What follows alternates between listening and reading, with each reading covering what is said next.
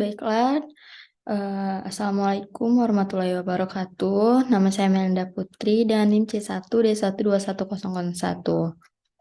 Nah, di sini saya mau membahas tentang Cyber Security Management. Nah, di sini ada 5 kebocoran data pelanggan. Yang pertama ada Tokopedia pada tahun 2020, yang kedua ada Facebook pada tahun 2018, yang ketiga ada Bank BRI tahun 2021, yang keempat ada Yahoo tahun 2013, yang kelima Uber pada tahun 2016. Nah, di sini saya mau menjelaskan tentang Tokopedia dulu.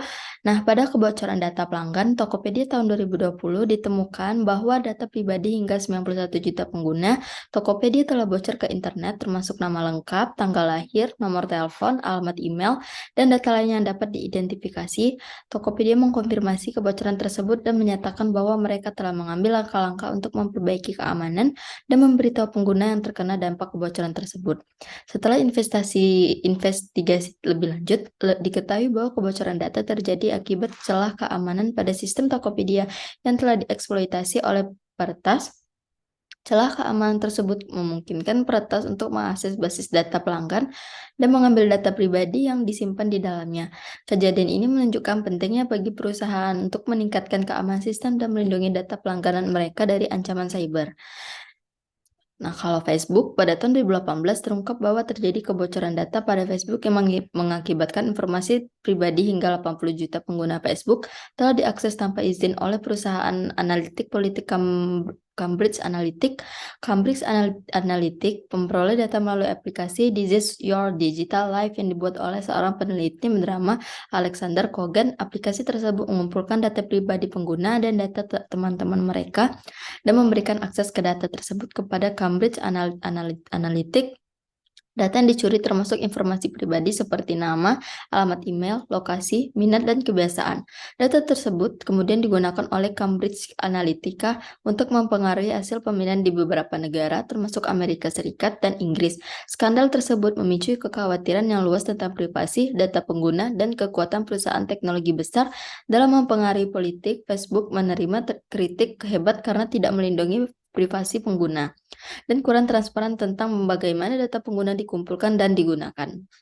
Kebocoran data pelanggan Facebook menjadi salah satu skandal data pribadi terbesar dalam sejarah dan memunculkan kesadaran yang lebih besar tentang perlunya menjaga privasi dan keamanan data pribadi di era digital.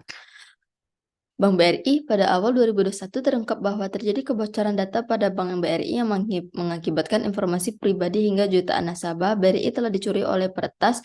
Data yang dicuri termasuk informasi sensitif seperti nama lengkap, nomor identitas, nomor telepon, alamat, dan informasi akun bank nasabah, termasuk nomor rekening, saldo, dan riwayat transaksi. Peretas juga memperoleh akses ke data nasabah yang terkait dengan program bantuan sosial yang dikelola oleh Bank BRI.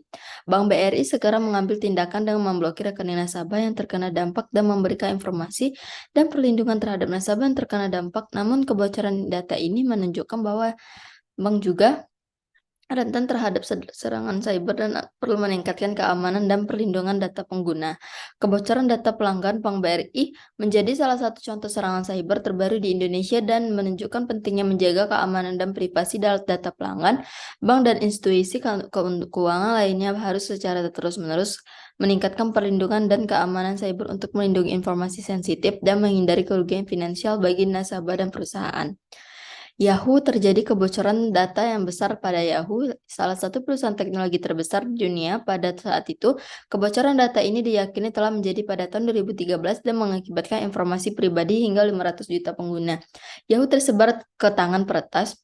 Data yang dicuri termasuk informasi sensitif seperti nama lengkap, alamat email, nomor telepon, tanggal lahir, dan jawaban keamanan. Selain itu, data pengguna juga termasuk password dan pertanyaan keamanan yang memungkinkan peretas untuk mengakses akun pengguna Yahoo. Setelah investasi dilakukan, Yahoo mengumumkan bahwa serangan cyber dilakukan oleh kelompok peretas yang didukung oleh negara.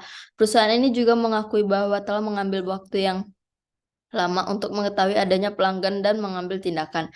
Kebocoran data pelanggan Yahoo menjadi salah satu skandal data pribadi terbesar dalam sejarah dan memicu kekhawatiran tentang keamanan data pengguna. Yahoo menerima kritik hebat karena lambainya mengetahui dan melaporkan pelanggan tersebut dan kurang perlindungan data pengguna.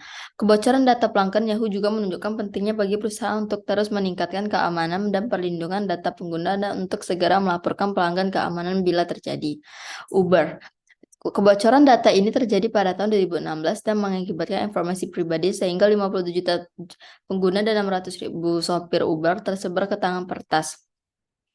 Data yang dicuri termasuk informasi sensitif seperti nama lengkap, alamat email, nomor telepon, dan nomor plat kendaraan pengemudi. Selain itu, data pengguna juga termasuk nomor SIM dan data lokasi perjalanan yang diambil dan aplikasi Uber. Uber tidak segera memberitahu para pengguna tentang kebocoran data tersebut, melainkan Uber membayar $100.000 kepada peretas untuk menghapus dan tersebut mudah memalsukan. Kejadian sebagai insiden keamanan, namun telah terungkapnya kebocoran data tersebut, Uber mengeluarkan pernyataan resmi dan menawarkan identitas pencurian perlindungan kecuali nomor kartu kredit dan nomor jalan raya yang tidak dicuri. Perusahaan juga memperkerjakan mantan jaksa menuntut umum untuk melakukan audit keamanan dan meningkatkan sistem keamanan mereka. Kebocoran data pelanggan Uber menjadi salah satu contoh serangan cyber terbesar pada tahun 2017 dan menunjukkan pentingnya untuk segera melaporkan kebocoran data pengguna serta meningkatkan sistem keamanan untuk melindungi data pengguna dari serangan cyber. Sekian dari saya, terima kasih.